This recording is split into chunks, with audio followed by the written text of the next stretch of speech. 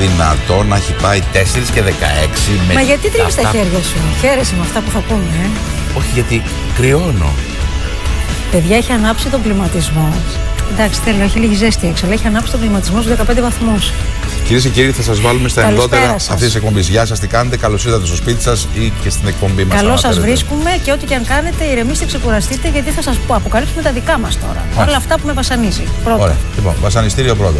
Λοιπόν, έξω έχουμε 19 Νοεμβρίου. Έχει όντως 25 βαθμούς έξω, αλλά έξω που χτυπάει ο ήλιος. Μέσα και έχουμε κλιματισμό 15 βαθμούς. Το 15 πώς το ξέρει?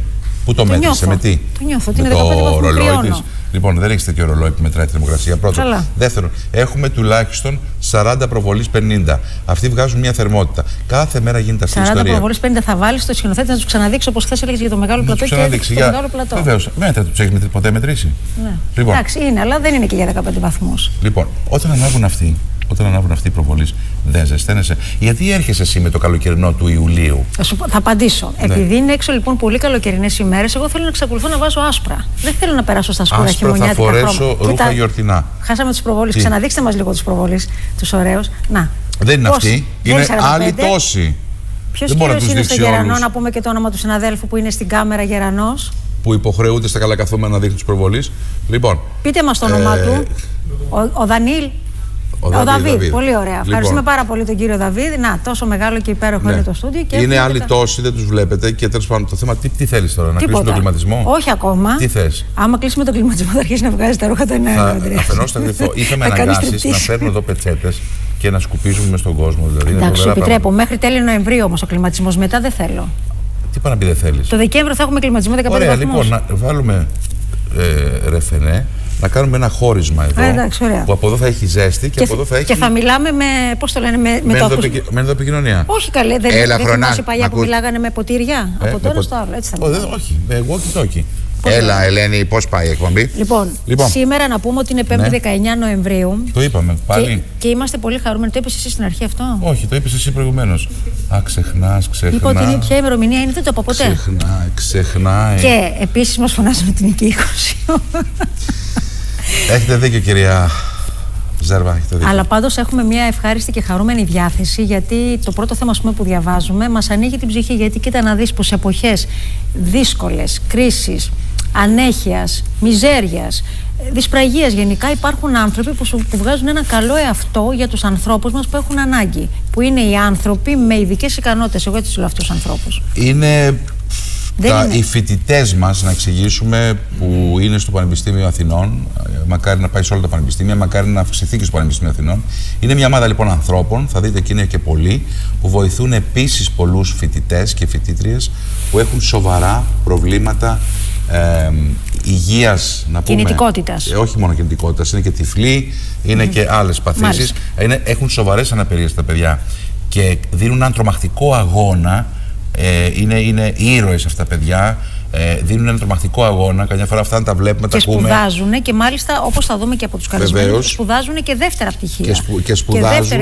Δηλαδή τελειώνουν μια σχολή και μετά πάνε και σε δεύτερη. Και είναι η ομάδα των ανθρώπων που θα στηρίξει αυτή τη χώρα στο μέλλον άμεσα. Και επί του παρόντος τους στηρίζουν αυτούς τους ανθρώπους, αυτούς τους φοιτητές, οι φύλακες άγγελοι. Εμείς θα τους λέμε κωδικά λοιπόν σήμερα στην παρέα μας ότι είναι οι φύλακες φοιτητές άγγελοι των συμφοιτητών με αναπηρία. Να γνωρίσουμε τους τρεις καλεσμένους και να μπούμε στην κουβέντα μας. Πραγματικά και θα συγκινηθείτε και θα καμαρώσετε. Η αλληλεγγύη δεν έχει πεθάνει σε αυτή τη χώρα, πιστέψτε μας. Ίσα-ίσα αναδεικνύεται περισσότερο μέσα από τις δύσκολες στιγμές που βιώνει κάθε κοινωνία. Αυτό εγώ έχω καταλάβει, γιατί έχουμε πολλά τέτοια θέματα. Και πάμε να καλωσορίσουμε. Πάμε λοιπόν να ξεκινήσουμε από την Μαρία Ιάσκου. Καλώς ήρθατε. Είναι φοιτήτρια τώρα ψυχολογίας, αλλά έχει τελειώσει και την νομική.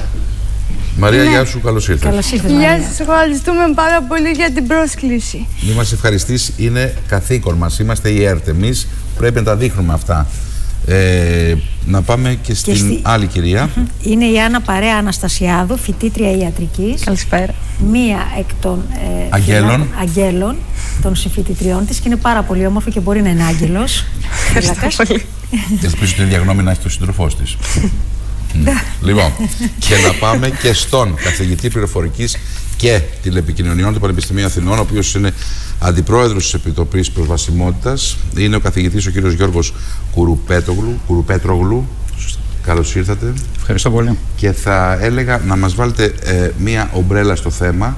Πόσα παιδιά στηρίζουν πόσα, με τι προβλήματα. Τι ακριβώς είναι όλη αυτή η κίνηση που γίνεται στο Πανεπιστήμιο?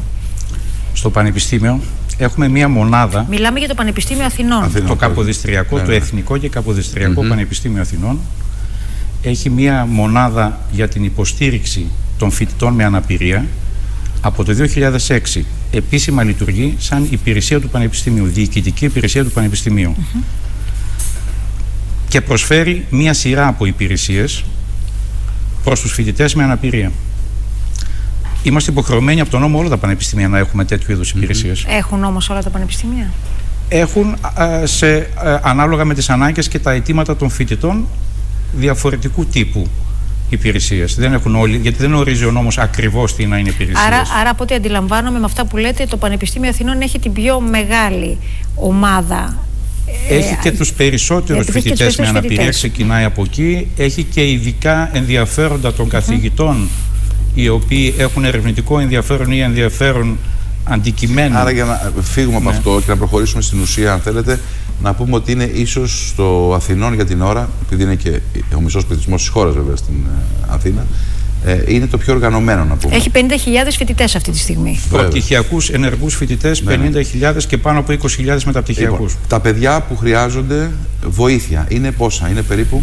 Είναι αυτοί που εξυπηρετούμε είναι 650 περίπου. 650 πρόσωπα. Όλοι με βάση και τη στατιστική σε ευρωπαϊκό επίπεδο περιμένουμε να είναι γύρω στους 1.000. Γιατί όμως μόνο είναι 600 αυτοί που έχουν δηλώσει ότι θέλουν να βοηθηθούν? Γιατί πρέπει οι ίδιοι να πούνε, να υποβάλουν ένα αίτημα ανάλογα τι ανάγκες και τι υποστήριξη θέλουν. Μάλιστα. Μπορεί κάποιος φοιτητής, ακόμη και τυφλός να είναι, ξέρετε, μπορεί να θεωρήσει ότι εγώ είμαι φυσιολογικός. Ωραία. Δεν είμαι άτομο με αναπηρία. Πάμε λοιπόν στην ουσία, κύριε καθηγητά. Όχι, και αν μπορεί να μην έχει βοήθεια. Βεβαίως. Τι κάνετε λοιπόν εσείς για αυτούς τους ανθρώπους, τους 600 σήμερα και τους 1.000 ενδεχομένως? Προσφέρουμε μια σειρά από υπηρεσίες, από την υπηρεσία μεταφοράς, ψυχολογικής υποστήριξης, να φτιάξουμε τα βιβλία τους σε προσβάσιμη μορφή, που είναι ένα πολύ σημαντικό έργο. Βοηθούν και οι εθελοντές που θα πάμε παρακάτω.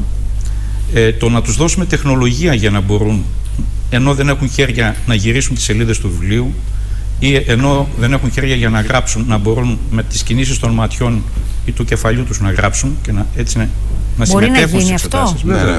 Και έτσι ένας φοιτητής που είναι παράλυτος από τον πρώτο σπόνδυλο και κάτω να μπορεί να γράφει εξίσου καλά. Έχοντας τετραπληγία, ας πούμε. Βεβαίως, ναι, και πολλοί τελειώνουν τις σπουδές τους, ενώ δεν έχουν καμία παραμένουσα κίνηση παρά μόνο έλεγχο στο κεφάλι τους. Οι άγγελοι πόσοι είναι? Οι άγγελοι είναι 400. Αυτή ήταν μια κίνηση που αρχίσαμε εδώ και 5 χρόνια, το 2010 πιλωτικά σε 2 τμήματα. Την επεκτείναμε το 2011 γιατί είδαμε και το ενδιαφέρον των παιδιών αλλά και τις ανάγκες των φοιτητών με αναπηρία. Γιατί πολλές από τις ανάγκες των φοιτητών με αναπηρία δεν μπορούσαν να εξυπηρετηθούν από τους υπαλλήλους της μονάδας προσβασιμότητας. Θέλαμε να πω ένα παράδειγμα. Στα αυτοκίνητα μεταφοράς, η υπηρεσία μεταφοράς παραλαμβάνει έναν φοιτητή με αναπηρία από το σπίτι του, ανάλογα που θα δηλώσει ποια μαθήματα παρακολουθεί κάθε εβδομάδα και τον παραδίδει στην είσοδο της σχολής.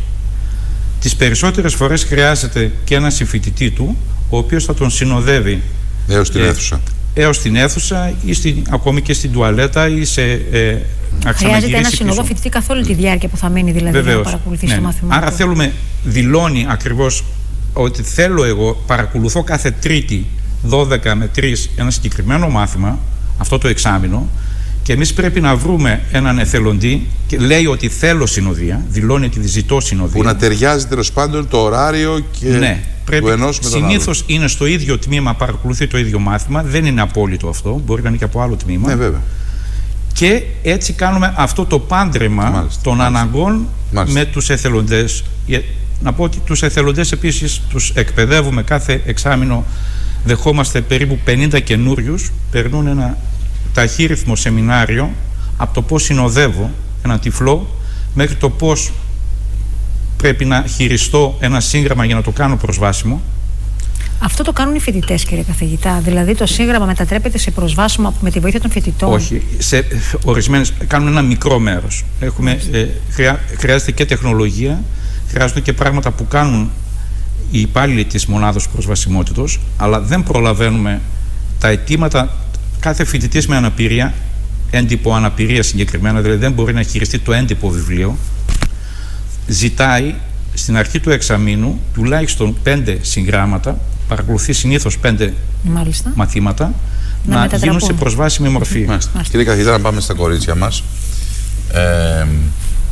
Να ξεκινήσουμε από την κυρία Γιάσκου. Να πάμε στη Μαρία. Ναι, να μας πει, Μαρία, πώς είναι να πηγαίνει στο πανεπιστήμιο, να παρακολουθείς τα πάντα όλα, να μην στερείσαι μαθημάτων και εργαστηρίων χάρη στη βοήθεια κάποιων φοιτητών σου. Κοιτάξτε, αξίζει σε αυτό το σημείο να πούμε ότι οι υποδομές των πανεπιστημίων δεν είναι ανεπαρκείς. Μάλιστα. Να φανταστείτε ότι η μόνη σχολή που φτιάχτηκε από τους φοιτητές με αναπηρία, για τους φοιτητές με αναπηρία, είναι η σχολή της πληροφορικής.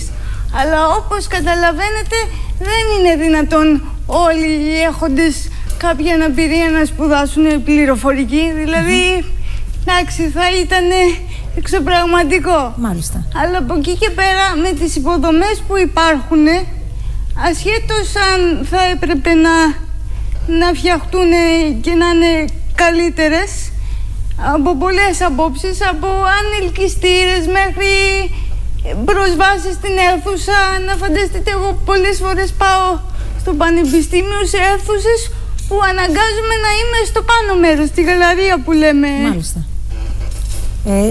Τώρα είστε φοιτήτρια στη σχολή ψυχολογίας. Ναι, ναι. Ποιες είναι οι παροχές που έχετε από τους συμφοιτητές σας, σε τι σας διευκολύνουν ώστε να είναι προσβάσιμη αίθουσα, οι χώροι των μαθημάτων και τα συγγράμματα? Ναι. Το κράτημα των σημειώσεων, επειδή υπάρχει αδυναμία γραφής στις κινητικές αναπηρίες όπως είναι αυτή που έχω εγώ, και από εκεί και πέρα χρειάζομαι οπωσδήποτε κι εγώ ένα άτομο για τις μετακινήσεις μου στη σχολή από αίθουσα σε αίθουσα, γιατί χαρακτηριστικά στη φιλοσοφική ούτε το ασανσέρ δεν μπορώ να πάρω μόνη μου, παρόλο που μετακινούμε αυτόνομα με το ηλεκτροκίνητο αμαξίδιό μου. Μαρία, εάν δεν ήταν αυτοί οι συμφοιτητές της Μαρίας, θέλω να τη ρωτήσω, να σε βοηθήσουν σε όλες αυτές τις ανάγκες μετακίνησης που είπες, έστω, θα μπορούσες να παρακολουθήσεις στη σχολή ψυχολογίας? Πιστεύω πως όχι. Γι' αυτό ίσως κάποια παιδιά με αναπηρία διστάζουν να ολοκληρώσουν τις σπουδές τους, γιατί δεν είναι όλοι που τις ολοκληρώνουν, δυστυχώς. Αλλά θα έπρεπε να υπάρξει μια πρόνοια γι' αυτό. Πάμε λίγο στην Αναστασιάδη. Αναστασιάδου. Αναστασιάδου. Πες μας εσύ πώς ξεκίνησες, πώς αποφάσισες να ενταχθείς σε αυτό το πρόγραμμα? Γιατί έτσι κι αλλιώς είναι μια επιλογή, δεν είναι? Και είναι και πολύ σημαντικό, υποχρέωση, όπως καταδεικνύεται, γιατί αν δεν υπήρχε η Άννα και οι άλλες κοπέλες και οι άλλοι φοιτητές, δεν θα μπορούσαν κάποια παιδιά να παρακολουθήσουν τη σχολή. Πώς το αποφάσισες, πώς το...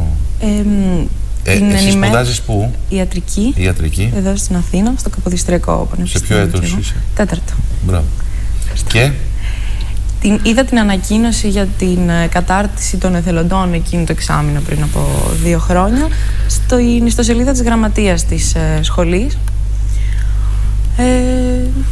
και το αναζήτησα, πήγα στην ημερίδα κατάρτισης και από εκείνο το εξάμηνο ξεκίνησα να υποστηρίζω κάποιους φοιτητές. Τι προσφέρεις εσύ ακριβώς?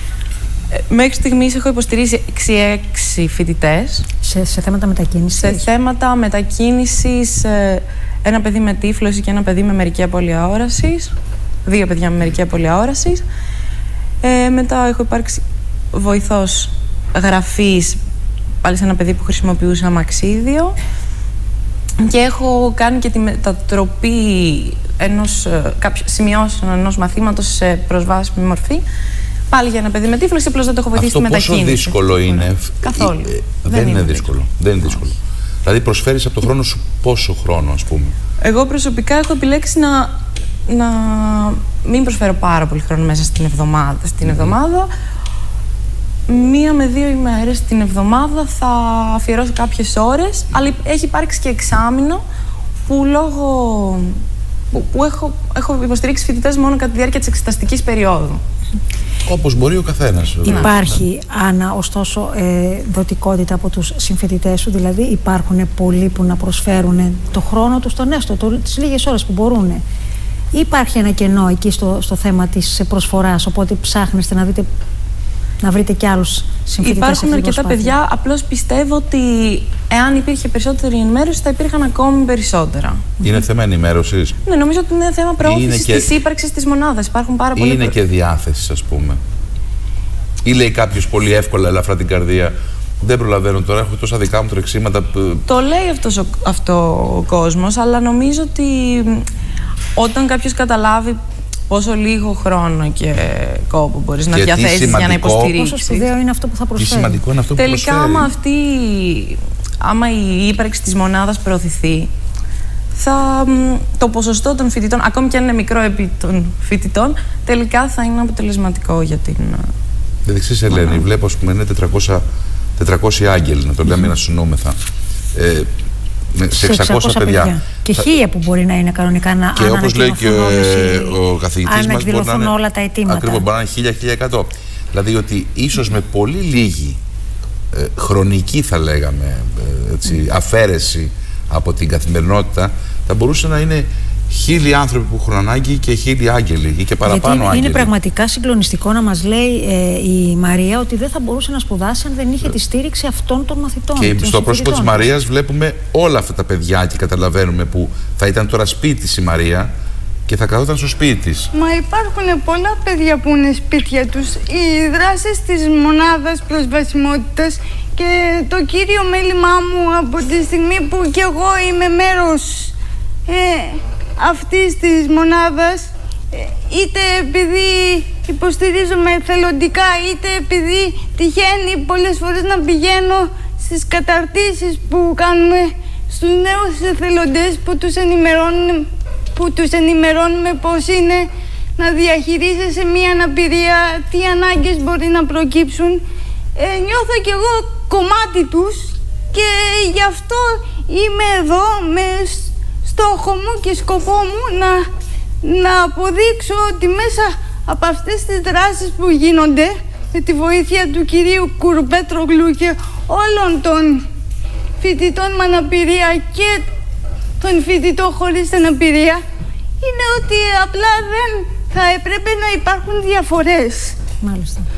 Μαρία, να σου κάνω μια ερώτηση. Άλλα παιδιά που είναι σαν εσένα ή με άλλα προβλήματα, δεν ζητούν βοήθεια, πιστεύεις? Κοιτάξτε, η ψυχολογία του έχοντος κάποια αναπηρία, χωρίς να κατηγοριοποιούμε τις αναπηρίες, πιστεύω ότι είναι πολύ κακή, γιατί αυτά τα παιδιά ίσως από το οικογενειακό τους πλαίσιο, από το φιλικό τους περιβάλλον, να έχουν αντιμετωπίσει ένα είδος ρατσισμού που τουλάχιστον στα δικά μου εκπαιδευτικά χρόνια υπήρχε. Και όσο νιώθω μάλλον ότι όσο κάνω πράγματα, αυτό προσπαθώ τουλάχιστον εγώ να το εκμηδενήσω. Εσύ, Μαρία, έχεις νιώσει την απόρριψη? Ναι. Από την κοινότητα, τη φοιτητική. Έχεις νιώσει, ας πούμε, το βλέμμα που νιώθεις ότι αυτό σε κοιτάει κάπως? Ναι, και αξίζει να πούμε ότι η απόρριψη δεν υπάρχει μόνο από τους λεγόμενους φυσιολογικούς ή αρτιμελείς ανθρώπους. Πολύ πιθανό να υπάρχει και από τους ίδιους τους ανάπηρους. Δηλαδή, εγώ το έχω βιώσει από ανθρώπους που δεν πιστεύουν οι ίδιοι καταρχάς και δεν θέλουν να αποδεκτούν ότι έχουν αναπηρία. Δηλαδή, το θεωρούν ως κάτι πάρα πολύ κακό. Αυτό τώρα, Ελένη, είναι συγκλονιστικό. Είναι συγκλονιστικό αυτό που λες. ότι υπάρχουν παιδιά που θεωρούν ότι θα σε απορρίψω με έναν τρόπο ή θα σε κοιτάξω κάπως, έχοντας τα ίδια αναπηρία. Έχοντας τα ίδια και πρόβλημα, ναι, οποιαδήποτε μη πρόβλημα. αναγνωρίζοντας, μη δεχόμενα ότι. Τη δικιά τους αναπηρία. Τη δικιά τους ή ότι χρήζουν και αυτά μιας βοήθειας. Όμως είπε και κάτι η Μαρία πλην επίσης συγκλονιστικό, ότι αυτά τα παιδιά ενδεχομένως έχουν βιώσει την απόρριψη μέσα από την ίδια τους την οικογένεια. Όταν λοιπόν έχουν απορριφθεί αυτά τα παιδιά μέσα από την ίδια τους την οικογένεια, Μαρία, πώς να βγουν έξω και να αποδεχτούν εσένα? Κοιτάξτε, ένας σημαντικός λόγος και το δικό μου όνειρο ζωής ήταν να σπουδάσω ψυχολογία. Γι' αυτό επέλεξα να ξαναξεκινήσω από το μηδέν για να σπουδάσω ψυχολογία και να βοηθήσω σε αυτό το κομμάτι που θεωρώ ότι είναι το πιο ελληματικό απ' όλα. Αυτό ήθελα να σε ρωτήσω. Εσύ τελείωσες τη νομική και επέλεξες την ψυχολογία, που από ό,τι μας λες δεν είναι καθόλου τυχαίο που επέλεξες ψυχολογία. Θες να βοηθήσεις τα παιδιά, τους συμφοιτητές σου, τους πολίτες της κοινωνίας που αντιμετωπίζουν προβλήματα αναπηρίας, ώστε να βελτιωθεί, να φτιάξει την ψυχολογία τους. Όσον αφορά την εικόνα τους, δηλαδή νιώθω ότι οι ανάπηροι αυτή τη στιγμή, είτε ελλείψη κρατικών υποδομών, είτε για οποιοδήποτε άλλο λόγο μπορεί κανείς να σκεφτεί, έχουν κακή εικόνα για τον εαυτό τους. Επίσης να προσθέσουμε, κύριε καθηγητά, ότι όλοι αυτοί οι άνθρωποι, ανεξαρτήτου ηλικίας και αναπηρίας, ειδικά κινητικής βεβαίως και τύφλωσης, είναι και σε μια απίθμενα φιλόξενη πόλη. Όχι τώρα. Η Αθήνα χτίστηκε τάχατες μόνο για υγιείς που έχουν προσβασιμότητα σε όλα. Με σκαλάκια, με αυτά. Και πολύ λίγα χρόνια είναι τώρα που βλέπουμε σε κάποιους δρόμους της Αθήνας να φτιάχνονται και αυτά τα πεζοδρόμια για τους τυφλούς. Βεβαίως. Πολύ πρόσφατο το συμβάν και πολύ λίγοι. Όχι, ξεκίνησε νομίζω επί Αβραμόπουλου, για ναι, να πρόσφατα, είμαστε και λοιπόν. δίκαιοι. Πρόσφατα, ναι, αυτό, πρόσφατα εννοεί. Όταν ήταν δήμαρχος. Ναι. Και πάλι είναι πολύ λίγο το δίκτυο των πεζοδρόμων που έχουν. Επίσης οι ράμπες. Οι ράμπες, και όχι μόνο αυτό, υπάρχουν κάποιες λίγες. Αυτοί που τις κλείνουν, τι συζητάμε τώρα? Αυτοί που πάνε και κλείνουν και εκεί που περνάει ο τυφλός ή από εκεί που θα περάσει η όποια η όποια μάνα με το καροτσάκι με το μωρό της, που είναι επίσης μια δύσκολη κινητική κατάσταση, και πάλι πας και κλείνεις τη λίγη ράμπα. Επίσης, κύριε Κουροπέτρογλου, πριν φτάσουμε σε χρηστικά, για να αφήσουμε μηνύματα, καλά, και η Άννα και η Μαρία έδωσαν πολύ σημαντικά μηνύματα σήμερα, τι σημαίνει να είσαι άνθρωπος. Ίσως τώρα αυτό είναι μια ανόητη ερώτηση, αλλά θα την κάνω. Δηλαδή το πανεπιστήμιο, το όποιο πανεπιστήμιο, το πολυτεχνείο, ποτέ κανείς δεν σκέφτηκε ότι εκεί θα περάσει και θα μπει και ένας άνθρωπος που θα πρέπει τουλάχιστον να μπορεί να πατήσει το κουμπί ενός ασανσέρ μόνος του? Σε οποιοδήποτε δημόσιο χώρο, γιατί εκτός των δημοσίων. Λέω τα πανεπιστήμια. Δεν μπορεί να έχει ένα. Ας μην πούμε όλα τα κτίρια στη χώρα. Ειδικά αναφερθήκατε κυρίως στο θέμα προσβασιμότητας στο δομημένο χώρο, που είναι τα κτίρια, τα πεζοδρόμια, όπως είπατε. Και πολλά από τα κτίρια, αυτό δεν είναι δικαιολογία βέβαια, αλλά πολλά από τα κτίρια του Πανεπιστημίου και του Μετσοβίου και του δικού μας είναι και πάνω από 100 ετών. Είναι παλαιά. Αλήθεια είναι. Δεν λέω σε αυτά προσπαθούμε, σε πολλά από αυτά, σταδιακά, ανάλογα με τις ανάγκες, με το αίτημα που υπάρχει, αν έχουμε ένα φοιτητή δηλαδή στο συγκεκριμένο κτίριο, να βελτιώσουμε τα θέματα προσβασιμότητας. Είναι πάνω από 100 ετών, βεβαίως. Ωστόσο, οι ράμπες, στα καινούργια κτίρια, ας πούμε, που μπαίνουν και βγαίνουν, είναι πάρα πολύ εύκολο. Υπάρχουν και ειδικοί και υπάρχουν και μηχανικοί και υπάρχουν και όλοι αυτοί οι άνθρωποι που μπορούν να δώσουν προσβασιμότητα σχεδόν πλήρη σε έναν χώρο, ειδικά για τα παιδιά μας. Σωστά το λέτε, και γι' αυτό και σε παλιά κτίρια, χαρακτηριστικά στα προπήλαια που πηγαίνουν για ορκομοσία, μέχρι πριν από λίγα χρόνια δεν μπορούσε να πάει η Μαρία να ορκιστεί με το αμαξίδιο που χρησιμοποιεί. Σήμερα μπορεί ακόμη και σε αυτό το κτίριο να πάει, που είναι το πρώτο κτίριο του Πανεπιστημίου. Πολύ ωραία. Δεν είναι όμως θέμα. Θα ήθελα λίγο, αν μου επιτρέπετε. Βεβαίως, ό,τι θέλετε. Για μας, για τη μονάδα προσβασιμότητας που έχει αυτό το τίτλο, το κύριο θέμα δεν είναι μόνο η προσβασιμότητα στο δομημένο χώρο. Είναι η προσβασιμότητα σε όλη την εκπαιδευτική διαδικασία. Όπως αναφερθήκαμε ήδη στα συγγράμματα. Αυτή είναι η συζήτηση σήμερα. Ξεφύγαμε λίγο, Έλληνες είμαστε, το απλώσαμε λίγο, αφήνοντας μια προσπάθεια και άλλων μηνυμάτων, αλλά κλείνουμε την παρένθεση. Όχι, πείτε μας όμως για τα συγγράμματα και για άλλες ανάγκες για την εκπαιδευτική διαδικασία. Για μας πρόσβαση είναι να έχω πρόσβαση, παραδείγματος χάρη, στον πίνακα. Προβάλλεται ή στην προβολή που γίνεται από τον καθηγητή. Στον τυφλό, πώς θα δει ο τυφλός? Στον τυφλό. Υπάρχει σήμερα τρόπος, ή ο κωφός που δεν ακούει τον καθηγητή, πώς θα έχει πρόσβαση σε αυτό που δεν ακούει. Υπάρχουν Έχουμε και τεχνολογικά μέσα, αρκετά για να τα έχετε προηγμένα. αυτά τα τεχνολογικά μέσα στις σχολές του Πανεπιστημίου Αθηνών? Έχουμε αρκετά προηγμένη τεχνολογία και την δίνουμε. Αν δεν την έχει ο φοιτητής, σήμερα οι περισσότεροι φοιτητές έρχονται από το Λύκειο με τεχνολογία προηγμένη. Μάλιστα. Γιατί την παρέχει η πολιτεία, δεν το ξέρουν οι περισσότεροι, ακόμα και τα σχολεία. Δεν το ξέρουν. Έρχονται με τεχνολογία. Μιλάω για ένα άτομο 1.000 ευρώ να κοστίζει και να την έχει ο ίδιος. Αυτά είναι προγράμματα ΕΣΠΑ και τα λοιπά. Ναι, ευρωπαϊκά. Και πώς πρέπει να πάει η μάνα, ο πατέρας ή ο ίδιος ο φοιτητής, η φοιτήτρια? Θα πρέπει να αποταθεί στο ΚΕΔΗ. Τα ΚΕΔΗ είναι τα κέντρα διάγνωσης που είναι του Υπουργείου Παιδείας. Είναι 55 σε όλη την Ελλάδα. Κάθε μαθητής με αναπηρία πηγαίνει στο ΚΕΔΗ που δίνονται οδηγίες, αξιολογείται η ικανότητά του στην εκπαιδευτική διαδικασία και δίνονται οδηγίες είτε στο δάσκαλο του δημοτικού είτε στους καθηγητές του γυμνασίου. Τα ΚΕΔΗ έχουν τη δικαιοδοσία να δώσουν, έχουν και τις προδιαγραφές και γνωρίζουν και τεχνολογία. Πολλές φορές το αγνοούν αυτό ακόμη σήμερα, αλλά νομίζω έχουμε προχωρήσει αρκετά σε αυτή και είναι μια πρόοδος στη χώρα που Άρα μας λέτε λοιπόν ότι το Εθνικό Καποδιστριακό Πανεπιστήμιο μπορεί να εντάξει φοιτητές σε όλη την εκπαιδευτική διαδικασία, από την προσβασιμότητα μέχρι όλη την εκπαίδευση, ακόμα και αν έχουν πρόβλημα όρασης, ακοής, κινητικότητας κτλ. Ναι, και αυτό το κάνουμε συστηματικά, όπως σας είπα, σαν υπηρεσία από το 2006. Πριν το 2006, από το 1998, το κάναμε με έναν τρόπο όχι οργανωμένο, επίσημο σαν υπηρεσία. Πάντα υπάρχει τηλεπτικός χρόνος, σε λίγο θα κλείσουμε. Τι χρειάζεστε? Δηλαδή, σας δίνει αυτή τη στιγμή ένα μικρόφωνο και μια κάμερα. Τι χρειάζεστε? Χρειαζόμαστε κυρίως αυτή τη στιγμή, χρειαζόμαστε να ενημερωθούν ακόμη και συνάδελφοί μου, είμαστε 2.000, αλλά και φοιτητές με αναπηρία και εθελοντές, σίγουρα φοιτητές που μπορούν να γίνουν εθελοντές, δεν γνωρίζουν για την υπηρεσία εθελοντισμού που είπαμε, γενικότερα για την υπηρεσία. Πώς θα ενημερωθούν? Πέστε μας χρηστικά, δηλαδή πώς θα ενημερωθεί ένας φοιτητής?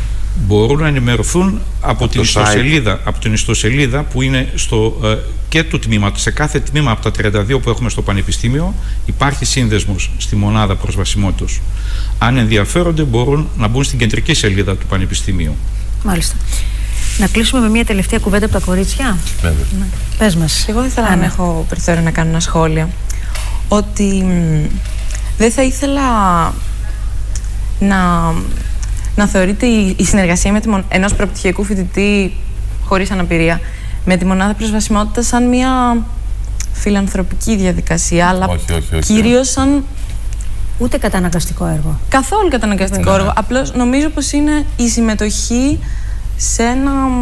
σε μια διαδικασία κυρίως κοινωνικής αλληλεγγύης προς το κοινωνικό όραμα εκείνο που θα οδηγήσει ένα κράτος πρόνοιας. Άννα, είναι αυτή η χαρά, θες να πεις, νομίζω? Ότι δεν είναι η χαρά του εθελοντισμού. Όχι η χαρά του εθελοντισμού. Είναι η χαρά ότι εσύ όταν τελειώσει αυτό, οι 1-2 ώρες, οι 3, οι όσες αφιερώσεις σήμερα, δεν φεύγεις γεμάτη, δεν φεύγεις χαρούμενη, λέγοντας ότι βοήθησες έναν συνάνθρωπό σου να πάει και αυτός προς τη γνώση, με αξιοπρέπεια. Δεν είναι έτσι? Δεν το κάνεις από ότι... Όχι, δεν το κάνω από φιλανθρωπία. Νιώθω ότι είμαι μέρος μιας δομής που οδηγεί στην ισότητα. Αυτή είναι η ευχαρίστηση που παίρνω. Οι γονείς σου τι δουλειά έκαναν? Εκπαιδευτική και εικαστική. Μάλιστα. Μάλιστα. Να μας πει και η Άννα... Η Μαρία, να κλείσουμε και με τη Μαρία. Κουβέντα από όλη αυτή την εμπειρία που έχεις βιώσει στα εκπαιδευτικά σου χρόνια. Εγώ πιστεύω ότι η εκπαιδευτική, το έργο της μονάδας είναι πολύ καλό.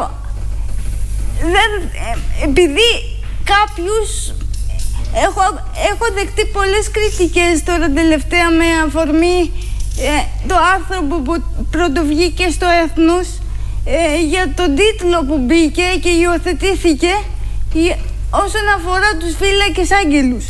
Ναι, είναι πολύ χρήσιμο αυτό που γίνεται, αλλά εμένα δεν με πειράζει τόσο, γιατί εγώ με την αναπηρία μου είμαι ο πλέον ανοιχτός άνθρωπος, αλλά δέχτηκα πολλές κριτικές από παιδιά που... Ότι τι? Δηλαδή τι είπα? Που δεν τα έχουν τόσο καλά με τον εαυτό τους ίσως. Μάλιστα. ότι τους πειράζει αυτός ο τόσο υπερβολικός τίτλος των φυλάκων αγγέλων, ας πούμε. Εντάξει, αυτό είναι λεπτομέρεια όμως. Τι τίτλος θα μπει σε ένα θέμα. Ναι, σαφώς και είναι λεπτομέρεια. Σημασία έχει ουσία. Ναι, σαφώς. Ένας συνάδελφός μας στο Έθνος έβαλε έναν τίτλο. Θα μπορούσα να το έχω γράψει κι εγώ αυτό. Ναι. Δεν σημαίνει αυτό κάτι. Μα δεν... Σας λέω απλά την κριτική που δέχτηκα. Είμαι υποχρεωμένη να το κάνω. Εντάξει. Για να ακουστεί. Μάλιστα. Θα ήθελα να προσθέσω κάτι τελευταίο. Βεβαίως, επειδή για μένα είναι ένα κομμάτι που δεν τονίστηκε, που πέρα από την θελοντική υπηρεσία και τα παιδιά που μας βοηθούν στη διεκπεραίωση των σπουδών μας, είναι και μια υπηρεσία μεταφοράς, που αυτή η υπηρεσία δυστυχώς στερείται, έχει δεχτεί για κάποιο λόγο πλαφόν στα καύσιμά της, με αποτέλεσμα και παιδιά ακόμα που θέλουν να έρθουν να διστάζουν ή να μην μπορούν να το κάνουν. Επομένως, εγώ αν μπορούσα κάτι να ζητήσω, αυτό θα ζήταγα, για να υπάρχει όντως ισότητα στην εκπαίδευση και μία εκπαίδευση προσβάσιμη για όλους. Μάλιστα. Όπως είναι και το μότο, ας πούμε. Και το δικό μου, φαντάζομαι, και των υπολείπων. Άρα λοιπόν μιλάμε για την υπηρεσία μεταφοράς, την οποία παρέχει το Πανεπιστήμιο, φαντάζομαι. Έχουμε ένα σοβαρό πρόβλημα. Έχετε εκεί. σοβαρό θέμα. Είναι αυτό που αναδεικνύει δεν τώρα. λεφτά για τα καύσιμα. Για καύσιμα. Λόγω της κρίσης μπήκε ένας γενικός κανόνας για όλα τα κρατικά αυτοκίνητα. Έχουμε δύο εμείς, στα οποία δεν μπορούμε να κάνουμε πάνω από 130 λίτρα. Ενώ εμείς κρεματοδοτούμε όλη τη μονάδα από ιδίους πόρους, όχι κρατικούς. Να έρχονται άνθρωποι με μπιτόνια να σας Δηλαδή δίνουν... θα έπρεπε, είναι η αναλγησία του συστήματος και της ισοπαίδωσης. Όχι, κάποιος... Χτυπήσαμε πόρτες μέχρι όλων των προηγούμενων πρωθυπουργών την τελευταία πενταετία, δεν μπορέσαμε να τη σπάσουμε την πόρτα. Δεν είναι πρόβλημα. Εμείς έχουμε τα χρήματα από ιδίους πόρους του Πανεπιστημίου. Αλλά δεν μπορείτε να το κάνετε. Αυτό που καταλήγουμε πάντα ότι δεν υπάρχουν χρήματα, εδώ υπάρχουν χρήματα. Υπάρχουν χρήματα. Ο κανονισμός το απαγορεύει να κάνεις παραπάνω από 2 χιλιόμετρα. Χαίρομαι που το ξεκαθαρίζετε, γιατί ακούγεται ότι δεν υπάρχουν χρήματα. Εδώ υπάρχουν χρήματα, από ιδιώτες που θέλουν να δώσουν. Να υπερβάλλουμε, να υπερβούμε όχι τα 100. Ιδιώτες, είναι από τις παρακρατήσεις που κάνουν από τα ερευνητικά προγράμματα χρηματοδοτική. Έχει χρήματα λοιπόν και πόρους στο Πανεπιστήμιο, αλλά κολλάει σκοντάφτη στην αναλγησία την ισοπεδωτική του νόμου ότι δεν πρέπει πάνω από 130 λίτρα να καταναλώσετε. Κάποιος έγραψε 130 λίτρα μια μέρα και έμεινε τώρα αυτό. Εγώ νομίζω ότι και να το παραβιάσετε θα έρθει κανείς να σας πει γιατί το κάνατε. Ναι, ελεγχόμαστε. Αυστηρά. Θα έχει πολύ μεγάλη έτσι. Πρέπει να κλείσουμε. Σας ευχαριστούμε πάρα πολύ. Δεν θα σχολιάσουμε τίποτα από ό,τι είπαμε. Απλώς για μας τους δύο, πιστέψτε μας, ήταν μια ξεχωριστή μέρα. Ήταν μια φωτεινή μέρα. Πάρα πολύ. Να είστε καλά. Και η Άννα και η Μαρία με αυτό που κάνουν μας δίνουν παραδείγματα και δύναμη. Καλή δύναμη και στους φοιτητές που βοηθούν και βεβαίως στους φοιτητές που έχουν την ανάγκη της βοήθειας, διότι όλοι έχουμε προβλήματα και αναπηρίες οι οποίες φαίνονται ή δεν φαίνονται και πρέπει να προσπαθήσουμε όλοι μας να νιώθουμε ότι λίγο παραπάνω είμαστε ίσοι απέναντι σε έναν δημιουργό. Ευχαριστούμε πάρα πολύ. Και δεν πρέπει, να μου επιτρέψετε και εμένα να πω κλείνοντας, να επικαλούμαστε ένα πρόβλημα που έχουμε, μία μικρότερη μεγαλύτερη αναπηρία, για να καθόμαστε σπίτι και να μην σπουδάζουμε, να μην μορφωνόμαστε, να μην κυκλοφορούμε. Εντάξει, τώρα βέβαια υπάρχουν και άνθρωποι που έχουν πάρα πολύ σοβαρά προβλήματα που δεν το επικαλούνται, αλλά που ξέρεις. Μπορούν να το αντιμετωπίσουν, υπάρχουν.